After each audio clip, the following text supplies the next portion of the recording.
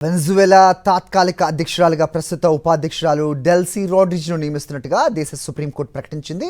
వెనజువేలా రాజధాని కార్కాస్పై మెరుపుదాడి చేసి ఆ దేశ అధ్యక్షుడు నికోలస్ మదురో ఆయన భార్యను అమెరికా సైన్యం బంధించి తీసుకెళ్లింది.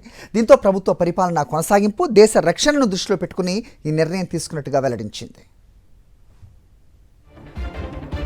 లిగా సోషలిస్ట్ పార్టీ వ్యవస్థాపకుడు, వామపక్ష గెరిల్లా నాయకుడు జార్జ్ ఆంటోనియో కుమార్తె అయిన డెల్సీ రోడ్రిగ్స్ ఆమె 1969లో వెనజువేలా రాజధాని కారకస్లో జన్మించారు. మదురో ప్రభుత్వంలో ఆమె కమ్యూనికేషన్, విదేశాంగ మంత్రిగా విధులు నిర్వర్తించారు. 2018లో ఉపాధ్యక్షురాలుగా నియమితులయ్యారు. ఉపాధ్యక్షురాలి స్థానంలో పాటుగా ఆర్థిక, చమురు మంత్రిత్వ శాఖల మంత్రిగా కూడా ఆమె పనిచేశారు. వెనజువేలాలోని చమురు కోసం ట్రంప్ సుంకాలు విధించిన వేళ దేశాన్ని ద్రవ్యోల్బణం అంటే ఇన్ఫ్లేషన్ నుంచి బయటపడేయటంలో ఆమె కీలక పాత్ర పోషించారు. మదురోకు విశ్వసనీయులుగా ఆమెకు పేరుంది.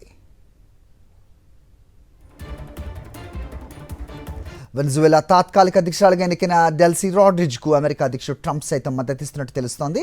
ఇటీవల నిర్వహించిన మీడియా సమావేశంలో మాట్లాడిన ట్రంప్, వెనజువేలాను మళ్లీ గొప్పగా మార్చడానికి ఏమీ అవసరమని తాము భావిస్తున్నామో ఆ పనులను చేయడానికి డెల్సీ రోడ్రిగ్స్ సానుకూలంగా ఉన్నట్టుగా పేర్కొన్నారు.